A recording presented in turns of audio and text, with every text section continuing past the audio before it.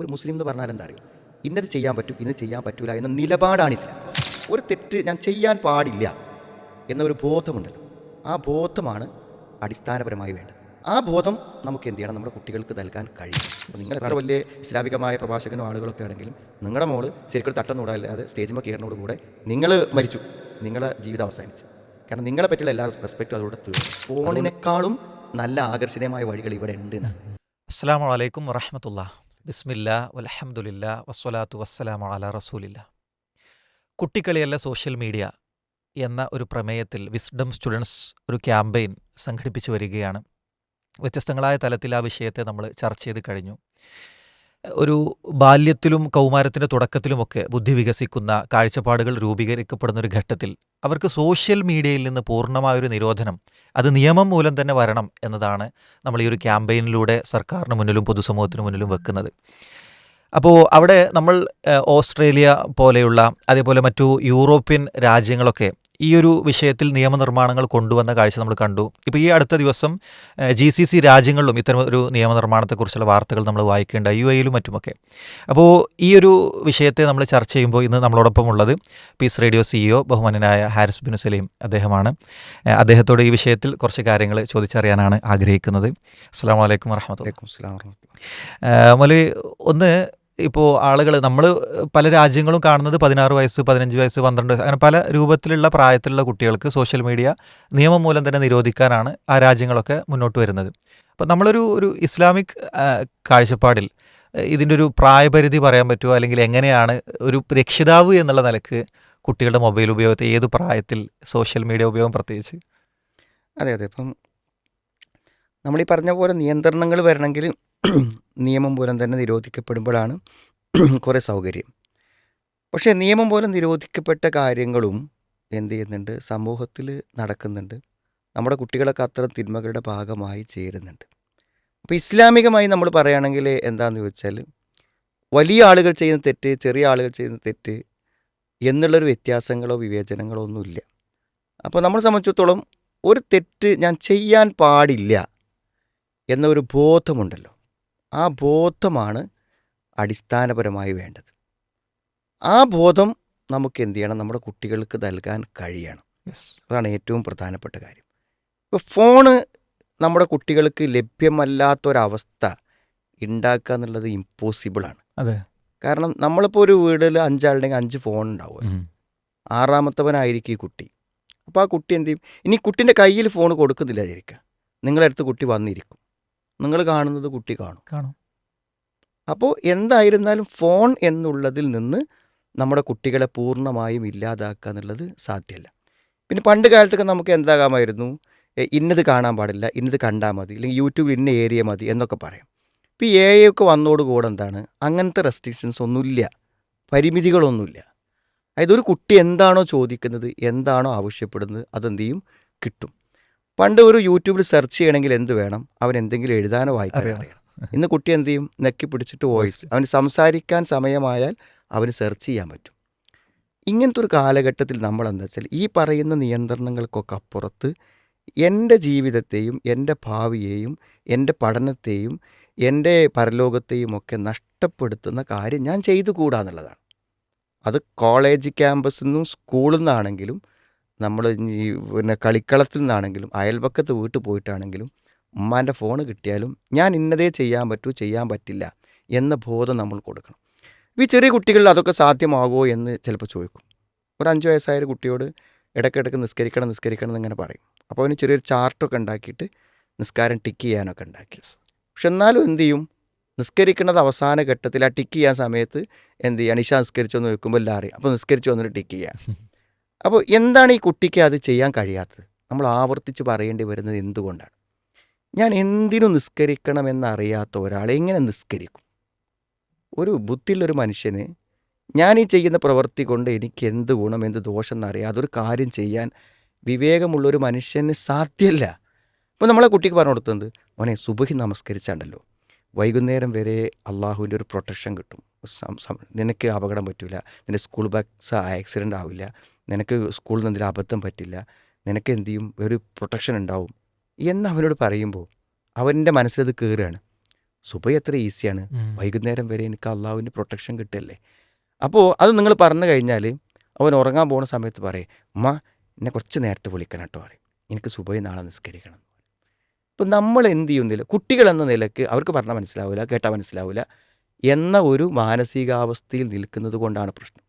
നമ്മൾ വളരെ വളരെ ഭംഗിയായി ലുക്മാൻ മകൻ നൽകിയ ഉപദേശം എന്ന് പറഞ്ഞാൽ ഉപദേശിച്ചാൽ നേരാവുമെന്നാണ് ഇസ്ലാം പറയണത്, ഏത് പ്രായത്തിലും. അപ്പോൾ നമ്മുടെ കുട്ടികൾക്ക് എന്ത് ചെയ്യണം, അവരെ എന്ത് ചെയ്യണം എന്ത് ചെയ്തുകൂടാ എന്നതിനെക്കുറിച്ചുള്ള നല്ല അവയർനെസ് അവരുടെ ലാംഗ്വേജിൽ വളരെ സ്നേഹപൂർവ്വം നൽകുക എന്നുള്ളതാണ് എന്താണ് ഇതിനുള്ള ശാശ്വതമായ പരിഹാരം. അത് നമുക്ക് സാധിക്കുമെങ്കിൽ നമ്മുടെ കുട്ടികൾ അതിൻ്റെ അതേ രൂപത്തിൽ പോകും. അപ്പോൾ മൊബൈലിനെ കൊണ്ട് നമ്മൾ ഭയപ്പെടുന്ന ദോഷങ്ങൾക്കപ്പുറത്ത് അവൻ നല്ലൊരു കുട്ടിയാവുമ്പോൾ അവൻ്റെ നന്മക്ക് ആവശ്യമില്ലതിനെ റിസീവ് ചെയ്യാനും അത് കണ്ടെത്താനുമുള്ളൊരു ടൂളായിട്ട് അവൻ ഫോൺ ഉപയോഗിക്കുമ്പോൾ നമ്മൾ അവന് മുഴുവൻ സമയം ഫോൺ കൊടുത്താലും എന്തുണ്ടാവില്ല, അതുകൊണ്ട് ദോഷം ഉണ്ടാവില്ല, അതുകൊണ്ട് ഗുണം ഉണ്ടാവുക. പക്ഷെ ആ നിലക്കുള്ള ഒരു മാനസികാവസ്ഥയിലേക്ക് നമ്മുടെ കുട്ടികൾ എന്ത് ചെയ്യണം, നമ്മൾ കൊണ്ടുവരണം എന്നുള്ളതാണ് പ്രധാനം. തീർച്ചയായിട്ടും. അതേപോലെ ഈ പൊതുവെ ഈ ട്രെൻഡുകൾക്ക് പിറകെ പോകുമ്പോൾ അല്ലെങ്കിൽ ഇത്തരം ആഘോഷ രീതികളൊക്കെ സ്വീകരിക്കുമ്പോൾ പറയുന്നൊരു കാരണം സോഷ്യൽ മീഡിയ നൽകുന്നതാണ്, ഇതാണ് ഇപ്പോഴത്തെ ട്രെൻഡ്, അല്ലെങ്കിൽ എല്ലാവരും ഇതൊക്കെ ചെയ്യുന്നത്, അപ്പോൾ ഞാനെന്തിനു മാറി നിൽക്കണം. അപ്പോൾ ആ ഒരു കാരണം പറഞ്ഞിട്ടാണ് എല്ലാ വിഷയങ്ങളിലും മുന്നോട്ട് പോകുന്നത്. അപ്പോൾ അത് സ്വാഭാവികമായിട്ടും ഒരു മുസ്ലിം എന്നുള്ള നിലക്കുള്ള അസ്തിത്വത്തെ ഭയങ്കരമായിട്ട് ബാധിക്കുന്നുണ്ട്. അപ്പോൾ എല്ലാവരും ചെയ്യണോ, ഇത് ട്രെൻഡാണ്, ഇതാണിപ്പോൾ വൈറൽ എന്നൊക്കെ പറയുന്ന അതിനെ നമ്മൾ എങ്ങനെയാണ് കാണുന്നത്? അത് നബി സല്ലല്ലാഹു അലൈഹി വസല്ലം ചോദിക്കുന്നുണ്ട്, ഒരു വിശ്വാസി കളവ് പറയുമെന്ന് ചോദിക്കുന്നുണ്ട്. അപ്പോൾ ഈ കളവ് പറയാന്നുള്ളത് വ്യാപകമായ ഒരു സംഭവമാണല്ലോ. അപ്പോൾ വിശ്വാസി കളവ് പറയില്ല എന്ന് നബി പറയുന്നുണ്ട്. എന്താണ് വിശ്വാസി കളവ് പറയില്ലെന്ന് പറയാൻ കാരണം? ഒരു കളവ് എന്ന് പറഞ്ഞത് നമ്മൾ ബോധപൂർവം ചെയ്യുന്ന ഒരു തെറ്റാണ്, മറ്റു തെറ്റുകളെ പോലെ ഒന്നല്ല. ബോധപൂർവം അല്ലേ, ഒരു കളവ് പറയണമെങ്കിൽ നമ്മൾ ചിന്തിച്ച് നമ്മളെ ബുദ്ധിയിൽ നിന്ന് എടുത്തിട്ട് വേണ്ടേ. എന്താ സ്കൂൾ പോകാത്ത നിൽക്കുമ്പോൾ ഇന്നലെ പിന്നെ വീട്ടിൽ ഉമ്മക്ക് സുഖം ഉണ്ടായിരുന്നില്ല എന്ന് പറയണമെങ്കിൽ ഉമ്മക്ക് സുഖം ഉണ്ടല്ലോ, അപ്പോൾ അത് അവൻ ചിന്തിച്ചുണ്ടാക്കുന്ന ഒരു കാര്യമാണല്ലോ. അപ്പോൾ എന്ത് ചെയ്യുക, ഒരു ബോധപൂർവം പറയുന്ന ഒരു എന്തെങ്കിലും ചോദിച്ചാൽ എന്താ എല്ലാവരും ചെയ്യുന്നു. ശരി ശരി. അപ്പോൾ എന്താ വെച്ചാൽ നമ്മൾ ഈ എല്ലാവരും കളവ് പറയുമ്പോൾ നമ്മൾ കളവ് പറയാതിരിക്കുന്നത് എന്തുകൊണ്ടാണ്? അത് നമ്മുടെ വിശ്വാസത്തിൻ്റെയും കാഴ്ചപ്പാടിൻ്റെയും ഭാഗമാണ്. ഇപ്പോൾ ഒരു മുസ്ലിം എന്ന് പറഞ്ഞാൽ എന്താ അറിയോ, ഇന്നത് ചെയ്യാൻ പറ്റും ഇന്നത് ചെയ്യാൻ പറ്റൂല എന്ന നിലപാടാണ് ഇസ്ലാം. അപ്പോൾ ആ നിലപാട് ഉണ്ടെങ്കിൽ, നിലപാടുള്ള ഒരാൾ പറയാൻ ഒരിക്കലും പറ്റാത്ത വാക്കാണെന്ത്, അവർ ചെയ്യണ്ടല്ലോ ഇവർ ചെയ്യണ്ടല്ലോ, അതിന് നമ്മൾ നിലപാടെന്ന് അറിയില്ല. മനസ്സിലായി, നമ്മൾ നിലപാടല്ല. ഇപ്പോൾ നിങ്ങൾ ഫാസ്റ്റ് ഫുഡ് കഴിക്കൂല എന്നാണ് നിങ്ങൾ നിലപാടെന്നുണ്ടെങ്കിൽ നിങ്ങളുടെ സുഹൃത്തുക്കൾ ആര് വിളിച്ചുകൊണ്ടായാലും അവിടെ നിങ്ങൾക്ക് കഴിക്കാൻ പറ്റിയ സാധനങ്ങൾ ഓർഡർ ചെയ്യും. അവരെന്ത് കഴിക്കണുണ്ടാലും നിങ്ങൾക്ക് അതിനോട് ആഗ്രഹം തോന്നൂല, നിങ്ങൾ അതിൽ പങ്കാളിയാവില്ല. അതാണ്. ഇപ്പോൾ നമ്മളെല്ലാവരും റൂമിലുള്ള മദ്യപിക്കുകയാണെങ്കിലും ഞാൻ മദ്യം കഴിക്കില്ല എന്ന് നമുക്ക് നിലപാടുണ്ടെങ്കിൽ നമ്മൾ മദ്യം കഴിക്കില്ല, നമ്മളവിടെ നിന്ന് ഇറങ്ങിപ്പോവും, ഇങ്ങനെ നിസ്സഹകരിക്കും. ഈ നിലപാടുകളാണ് ഇസ്ലാം. അപ്പോൾ ഈ നിലപാട് നമുക്ക് വേണം.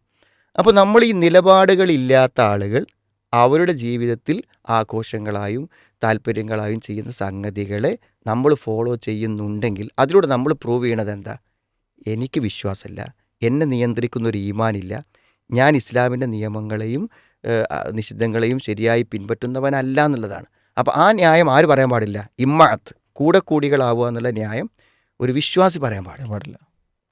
അതേപോലെ തന്നെ ഈ ഇപ്പോൾ റീൽ സംസ്കാരം എന്തുണ്ടെങ്കിലും റീൽ എടുത്തിടുന്നൊരു സാഹചര്യമുണ്ട്. അപ്പോൾ അതിൽ നല്ല കണ്ടൻറ്റുകൾ ഉണ്ടാകാം, പക്ഷെ നല്ല കണ്ടൻറ്റാണെന്ന് വിചാരിച്ച് പലരും ഇപ്പോൾ ചെയ്തുകൊണ്ടിരിക്കുന്ന കാര്യം എന്താ വെച്ചാൽ ഇസ്ലാമികമായ ആരാധനകളെ വരെ പള്ളിയിൽ നിന്നും അതുപോലെ ഒരു വേള ഖബർസ്ഥാനുകളിൽ നിന്ന് ഇപ്പോൾ നമ്മൾ വീഡിയോകൾ കണ്ടുകൊണ്ടിരിക്കുന്നുണ്ട്, അങ്ങനെയുള്ള വീഡിയോകളൊക്കെ. അപ്പോൾ നല്ലതാണെന്ന് വിചാരിച്ച് അങ്ങനെ ആരാധനകളെ അല്ലെങ്കിൽ ഇസ്ലാമിൻ്റെ അത്തരം ഷിയാറുകളെ വരെ റീലാക്കുന്ന ഒരു വ്യവസ്ഥതകൾ കുറേ ദോഷങ്ങളുണ്ടായില്ല. ഒന്ന് നിങ്ങൾ പറഞ്ഞത് തന്നെയാണ്, ഈ ഇസ്ലാമിക ചിഹ്നങ്ങൾ എന്ന് പറഞ്ഞാൽ അതെന്താ വെച്ചാൽ നമ്മൾ ബഹുമാനിക്കണം എന്നുള്ള നമ്മുടെ മനസ്സിൻ്റെ നഹാമിൻ തഖ്വൽ ഖുലൂബ് എന്ന ഹൃദയത്തിൻ്റെ ഒരു ഭക്തിയാണ്. ആ ഹൃദയത്തിൻ്റെ ഭക്തിയിൽ നിന്നുണ്ടാവേണ്ടതാണ് ഇസ്ലാമിക ചിഹ്നം എന്ന് പറഞ്ഞാൽ. ഹജ്ജിൻ്റെ സ്ഥലങ്ങൾ ഇസ്ലാമിക ചിഹ്നങ്ങളാണ്, ബലിമൃഗം ഇസ്ലാമിൻ്റെ ചിഹ്നമാണ്, നമസ്കാരം ഇസ്ലാമിൻ്റെ ചിഹ്നമാണ്, ഒരു സ്ത്രീയുടെ ഹിജാബ് ഇസ്ലാമിക ചിഹ്നമാണ്.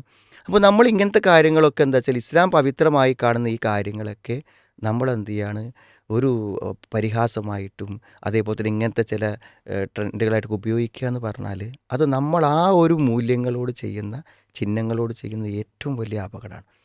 മാത്രമല്ല ഇതൊക്കെ നമ്മളെന്താണെന്ന് വിചാരിച്ചാൽ ഒരു ഫാഷനായിട്ടും അതിൻ്റെ ഒരു കാഴ്ചപ്പാട് നമ്മുടെ സ്വകാര്യ ജീവിതത്തിൽ നമ്മൾ നിർവഹിക്കുന്ന ഭക്തിപൂർവ്വം ചെയ്യുന്ന സീരിയസ് ആയി ചെയ്യുന്ന പല കാര്യങ്ങളെയും സമൂഹത്തിൽ എന്താണ് അതിനെ നിസ്സാരവൽക്കരിക്കുകയും അതിനെ വില കുറച്ച് കാണുകയൊക്കെ ചെയ്യുന്ന ഒരു സംഗതിയിലേക്ക് എത്തും. പിന്നെ ഇത് ആത്മാർത്ഥമായിട്ട് ചെയ്യേണ്ട കാര്യമല്ലേ? നമ്മൾ ചെയ്തൊരു നന്മ വിളിച്ചു പറയാന്ന് പറഞ്ഞാൽ തന്നെ വലിയ തെറ്റല്ലേ? അപ്പം അത്തരം കാര്യങ്ങളെ നമ്മൾ പ്രോത്സാഹിപ്പിക്കാൻ പാടില്ല. നമ്മളത് ആളുകളെ പറഞ്ഞ് മനസ്സിലാക്കി കൊടുക്കും വേണം. പിന്നെ നമ്മൾ തന്നെ ഈ മുതിർന്ന ആളുകളും വളരെ സ്ഥാനത്തിരിക്കുന്ന ആളുകളൊക്കെ എന്ത് ചെയ്യണം, നമ്മളും പല ഫോട്ടോസ് ഷെയർ ചെയ്യുമ്പോഴും നമ്മൾ സ്റ്റാറ്റസ് വെക്കുമ്പോഴൊക്കെ നമ്മുടെ രക്ഷിതാക്കളൊക്കെ ഇതൊക്കെ എന്ത് ചെയ്യണം, ശ്രദ്ധിക്കണം. അപ്പോൾ നമ്മൾ പലതും ചെയ്യുമ്പോൾ അത് ആളുകൾ എന്ത് ചെയ്യും, അനുകരിക്കും, അത് മാതൃകയാക്കും എന്നുള്ളത് നമ്മൾ മുതിർന്ന ആളുകൾ മനസ്സിലാക്കണം. അതെ അതെ. അതേപോലെ തന്നെ ഇപ്പോൾ ഈ വിവാഹ ചടങ്ങുകളിലുള്ള ഒരു അമിതമായ വീഡിയോ അല്ലെങ്കിൽ ഫോട്ടോ സംസ്കാരങ്ങൾ, അപ്പോൾ അതിൽ തന്നെ അതിനോടൊക്കെ ഒരു കൃത്യമായും അകലം പാലിക്കണം എന്ന് ആഗ്രഹിക്കുന്ന ആളുകൾ, പക്ഷേ അവിടെ മൊത്തത്തിൽ അങ്ങനെ ആകുമ്പോൾ, ഒരു കല്യാണത്തിൻ്റെ മൊത്തം സാഹചര്യങ്ങൾ അങ്ങനെ ആകുമ്പോൾ അതിൽ മനസ്സ് ചേർന്നിട്ടല്ലെങ്കിലും അതിനോട് ചേരേണ്ടി വരുന്ന ആളുകളുണ്ട്. അപ്പോൾ അതിൽ നിന്ന് എങ്ങനെ ഒരു ബുദ്ധിപൂർവ്വം വിട്ടു നിൽക്കുമെന്നതാണ്. ശരിയാ പറയാം. ഈ വിവാഹത്തിൽ നമ്മൾ കാണുന്ന ഒരു സംഗതി എന്താണെന്ന് വെച്ചാൽ, വിവാഹം എന്നുള്ളത് നമ്മുടെ നാട്ടിൽ നടക്കുന്ന ആചാര സമ്പ്രദായങ്ങളുടെ ഭാഗമായിട്ടുള്ള ഒരു സംഗതിയാണ്. അപ്പോൾ അതിലെന്താ വെച്ചാൽ എന്ത് ആചാരങ്ങൾ കൊണ്ടുവന്നാലും എന്തു ചെയ്യും, അത് വിവാഹത്തിൻ്റെ ഭാഗമായി വരികയാണ് ചെയ്യണത്. ചിലപ്പോൾ ഈ മൈലാഞ്ചി കല്യാണം, പല പല കല്യാണങ്ങളും അതിൽ പലതും വന്നുകൊണ്ടിരിക്കുകയാണ്. അതെ. അപ്പോൾ ഇത് യഥാർത്ഥത്തിൽ എന്താണെന്ന് വിചാരിച്ചാൽ നല്ല നിലപാടുള്ള, നല്ല ആസൂത്രിതമായി ഇസ്ലാമിക മാതൃകാപരമായി തന്നെ ചെയ്യണമെന്ന് കണിശതല്ലാത്ത ഏതൊരാളെ കല്യാണം ബാക്കിയുള്ളവർ കയ്യേറും. അതാണ് അപ്പം നിങ്ങളുടെ മോളുടെ വിവാഹം അല്ലെങ്കിൽ നിങ്ങളുടെ വിവാഹം അത് ഇസ്ലാമികമായി നടത്തണം, അതെങ്ങനെയൊക്കെ ആവണം എന്നതിനെപ്പറ്റി നിങ്ങൾ വളരെയധികം ചിന്തിച്ചും ആസൂത്രണം ചെയ്ത് അതിൻ്റെ എല്ലാ മുൻകരുതലുകളും എടുത്തിട്ട് നിങ്ങൾ കല്യാണത്തിന് പോയില്ലെങ്കിൽ ആ സമയത്തെങ്കിലും എന്തു ചെയ്യും, ആരെങ്കിലും നിങ്ങളുടെ ബന്ധുക്കളോ വൈഫിൻ്റെ ബന്ധുക്കളോ നാട്ടുകാരോ അല്ലെങ്കിൽ നിങ്ങളുടെ സുഹൃത്തുക്കളോ ഒക്കെ പറയും. ഇപ്പം ഞാനിവിടെ ഒരു സുഹൃത്തിൻ്റെ നിക്കാഹ്, അടുത്ത കാലത്ത് ഇസ്ലാമികമായ ഒരു ശരിയായ രീതിയിലൊക്കെ ജീവിക്കാവുന്നൊരു ചെറുപ്പക്കാരനാണ്. അപ്പോൾ അവൻ്റെ വലിയ ആഗ്രഹമായിട്ട് നിക്കാഹിന് പോയി. നിക്കാഹ് കഴിഞ്ഞ ഉടനെ അവിടെ എന്ത് ചെയ്തു, പടക്കം പൊട്ടി. ഭയങ്കരമായി പടക്കം, എല്ലാവരും സ്തംഭിച്ച് നിൽക്കുന്ന രൂപത്തിലെ പടക്കം. അപ്പോൾ ഞാൻ ഈ നിക്കാഹ് നടത്തുന്ന രക്ഷിതാവിനോട് ചോദിച്ചു, നിങ്ങൾ കുട്ടീൻ്റെ പെൺകുട്ടീൻ്റെ വീട്ടിലാണ് നിക്കാഹ്, നിങ്ങളെ ആളുകളാണോ ഇത് ചെയ്തതെന്ന് വെച്ചു. ഞങ്ങൾ ആളുകൾ ചെയ്യില്ലായിരുന്നു, ഞങ്ങളവിടെ അങ്ങനത്തെ ഒരു സംഭവമല്ല.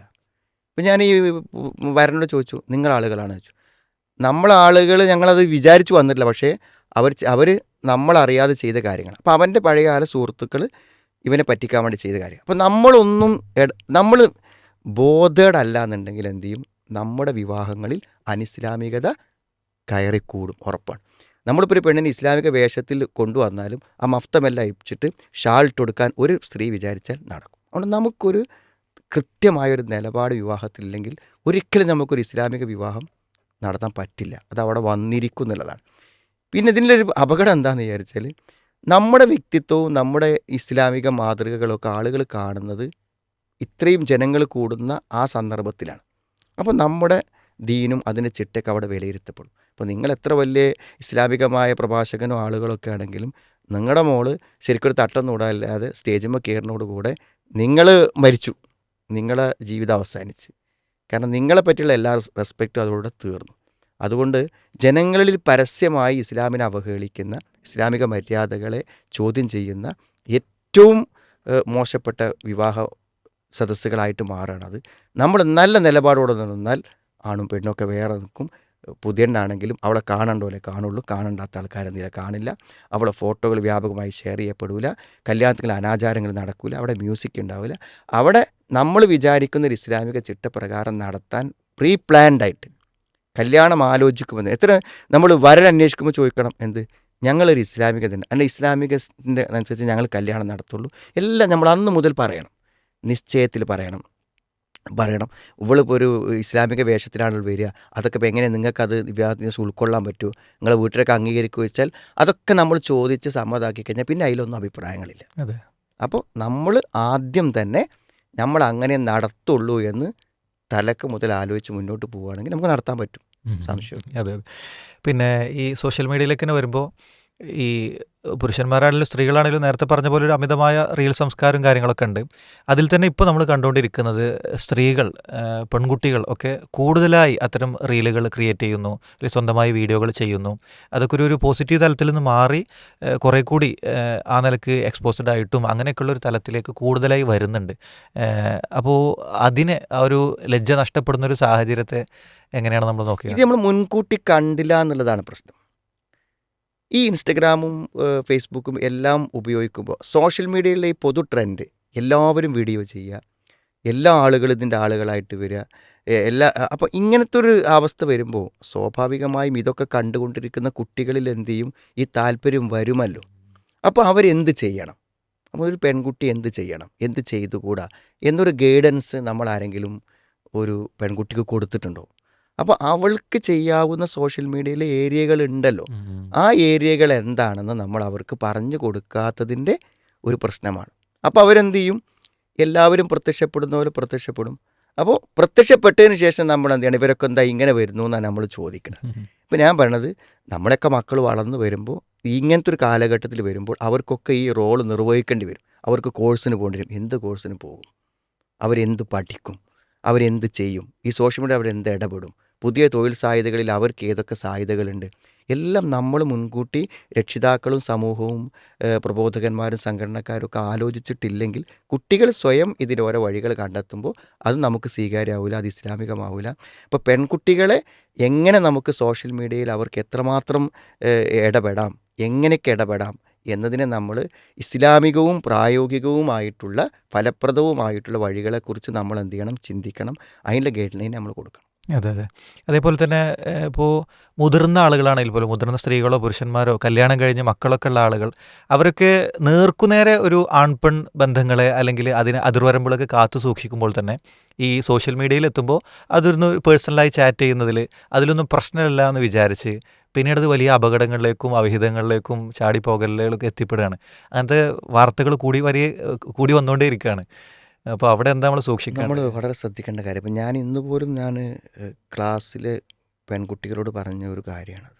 അതായത് എന്താണെന്ന് വിചാരിച്ചാൽ, ഒരു മനുഷ്യനെ സംബന്ധിച്ചിടത്തോളം അവന് ഏറ്റവും ആവശ്യമായിട്ടുള്ളത് എന്താണെന്ന് വെച്ചാൽ, നമുക്ക് നമ്മുടെ കാര്യങ്ങൾ ഷെയർ ചെയ്യാനും പറയാനും കേൾക്കാനും ആശ്വസിപ്പിക്കാനൊക്കെയുള്ള ഒരു മനുഷ്യ സാന്നിധ്യമാണ് നമ്മുടെ ജീവിതത്തിലെ ഏറ്റവും അനിവാര്യത.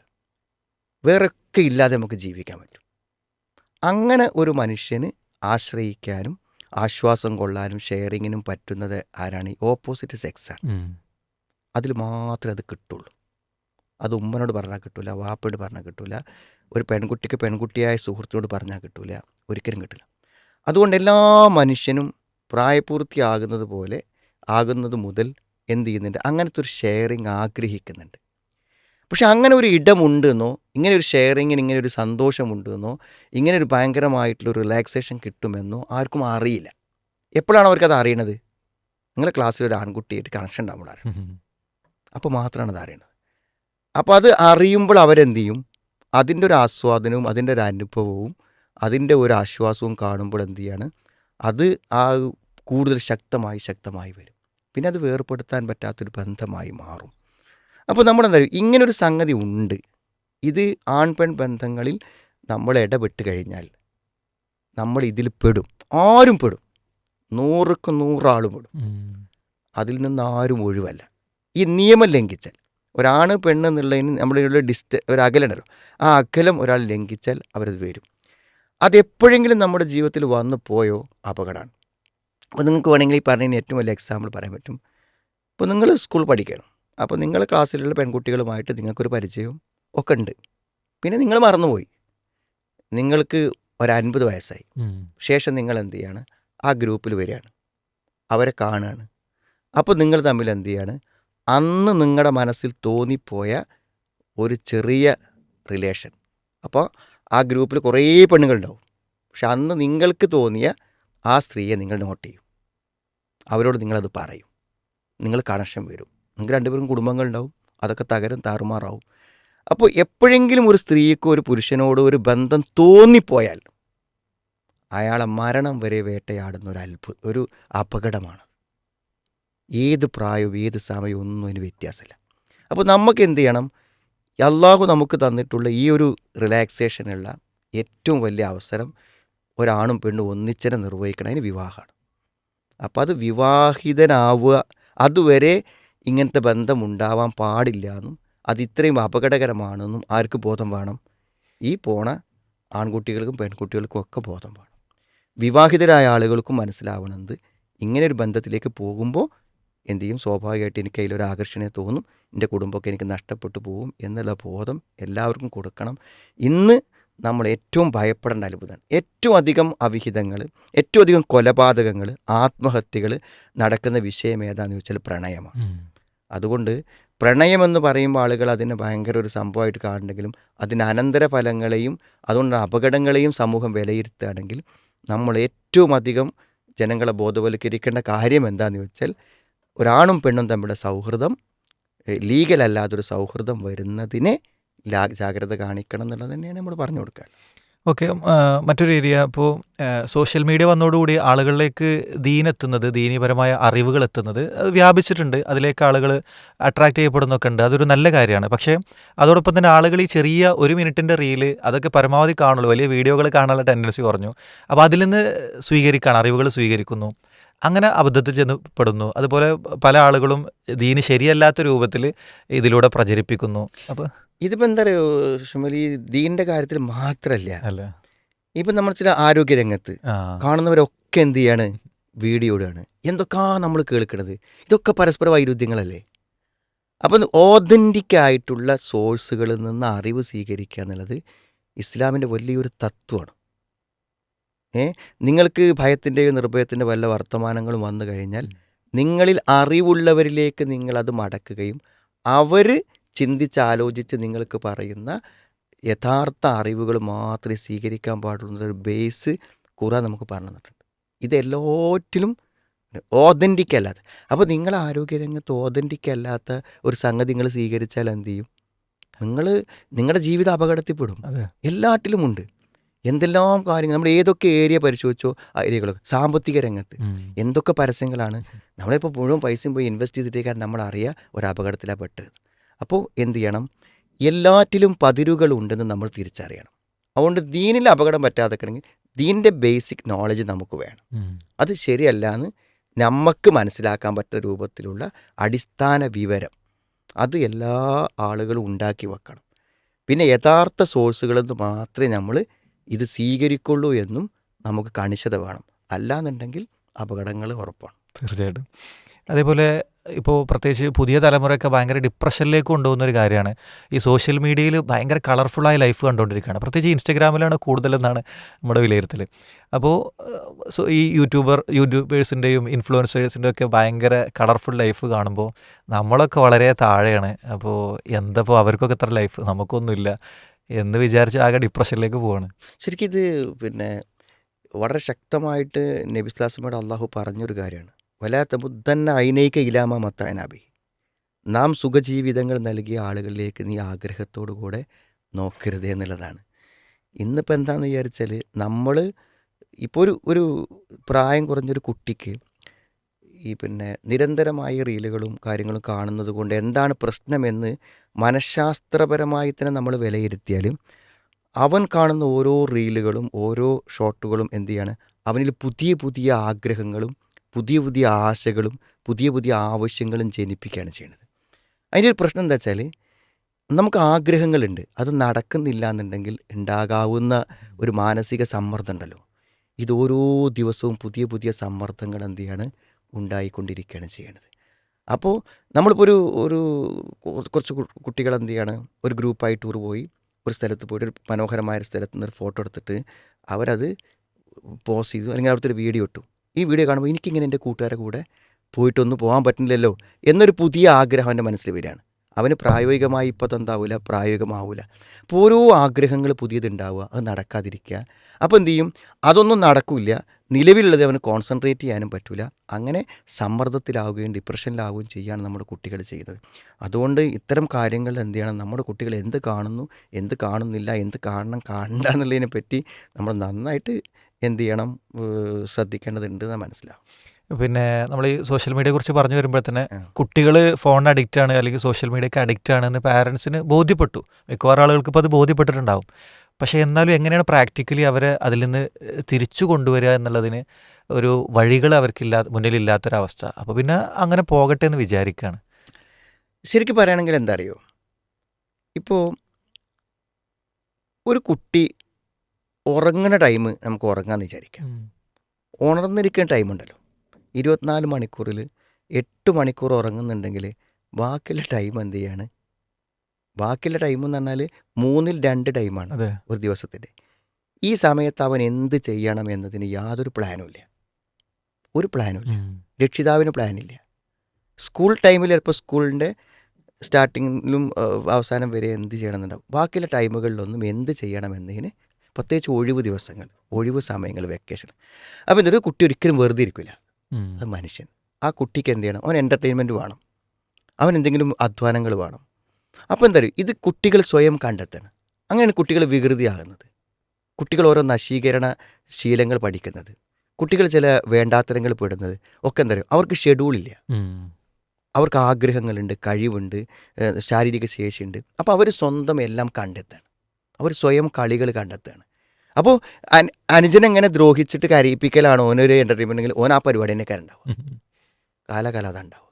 മനസ്സിലായി? ഇല്ലെങ്കിൽ എന്തെങ്കിലും ഫുഡിന് വാശി പിടിച്ചിട്ട് എന്നാണെങ്കിൽ അതിനെപ്പറ്റി ഇങ്ങനെ ഫാസ്റ്റ് ഫുഡിന് ഇങ്ങനെ ഒന്ന് ചോദിച്ചുകൊണ്ടിരിക്കും, ഇന്ന് മന്തി വാങ്ങണ്ടേ എന്ന് തോന്നും.